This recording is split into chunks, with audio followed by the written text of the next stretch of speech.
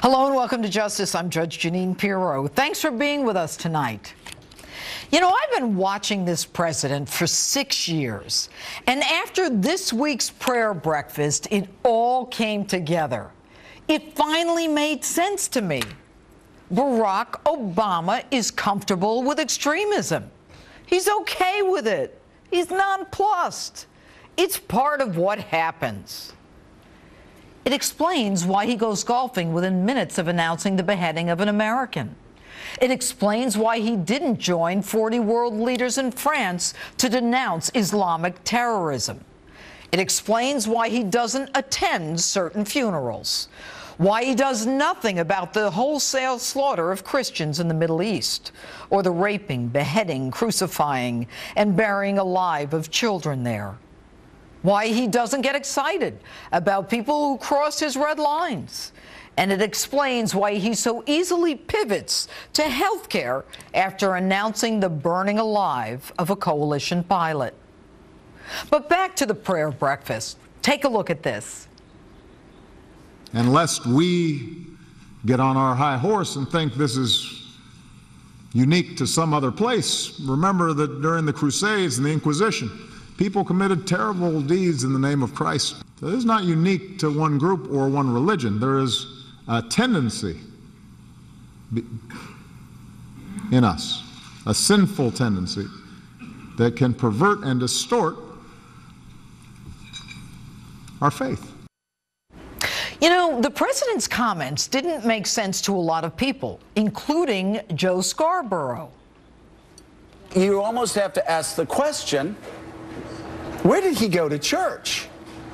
Where would he get such ideas from? You know, Joe, I'm so glad you asked that question. It took me back to this man whose church the president attended. No, not God bless America, God damn America, that's in the Bible for killing innocent people. Of course, that's the famous Reverend Jeremiah Wright, in whose pew the president sat for 2 decades. And what was that other thing? Get off our high horse? Are Americans on a high horse because we condemn the jihad of Islamic terrorists? Are you saying it's our turn? That we have it coming? Or that by pointing out centuries-old wrongdoing, you excuse the slaughter of innocents today? Mr. President, what's most interesting is that with the Crusaders, you so easily identify them as Christians.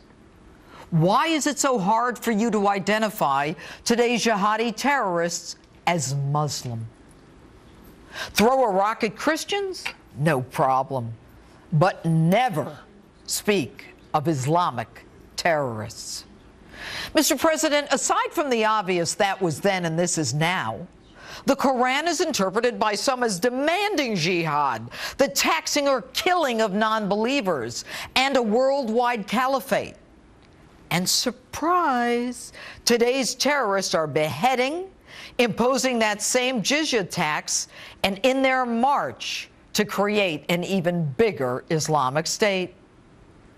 Stop apologizing and stop pussyfooting around with this language dance. We get it. Not all Muslims are terrorists. It was Egypt, the country of 90% Muslim, that rose up against the jihadists who were also Muslim. Consider this. The first World Trade Center attack in 1993 by Muslims. The USS Cole bombers were Muslim. The Fort Hood shooter was Muslim. The shoe bomber was Muslim. The underwear bomber was Muslim. The Boston bombers were Muslim. The September 11th hijackers were Muslim. Mr. President, please identify what other violence is being committed against Americans in the name of any other religion. Or is it just coincidence? You know, you identify terrible deeds in the name of Christ. Why not identify terrible deeds in the name of Muhammad, the prophet of Islam? Calling Fort Hood workplace violence is a joke. People can't believe that that's how you categorize it. But then again, Your administration erases words out of reports identifying terrorists as Islamic. Stop defending Islam. Start protecting Americans. Stop saying what Islam doesn't stand for, and start saying what you, as our president, intend to do about this.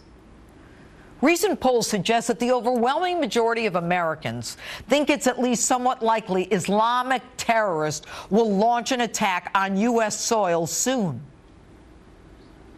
But I believe you are so comfortable with extremism that you've lost an understanding of the danger to Americans. You boast a security policy of strategic patience. What are you waiting for? While you wait, they keep winning and Iran gets closer to nuclear enrichment. All the while, you open our borders, reduce our military, and criticize Americans and America at the UN and in Cairo. If nothing more, you're consistent. Extremism is just a part of life. But the danger, your nonchalant attitude, puts our entire nation in jeopardy. Just this week, your FBI director said that there were open cases looking into individuals who may be connected to ISIS in virtually every state but Alaska. In any given situation in history, people look to a leader when they are concerned. Your actions, your statements, your personal behavior suggest that none of this is a big deal. Even ISIS sees that Americans seem desensitized to beheadings. And so they move to the almost unimaginable, burning someone alive. Mr. President, Americans are angry and frightened. The impact on us is enormous. For many, the fear is overwhelming. I hate to think that the only solution that we have is to look forward to a real leader in 2016. And God, I hope it won't be too late. And that's my open. Tell me what you think on my Facebook page or Twitter at Judge Jeanine, #JusticeOpen.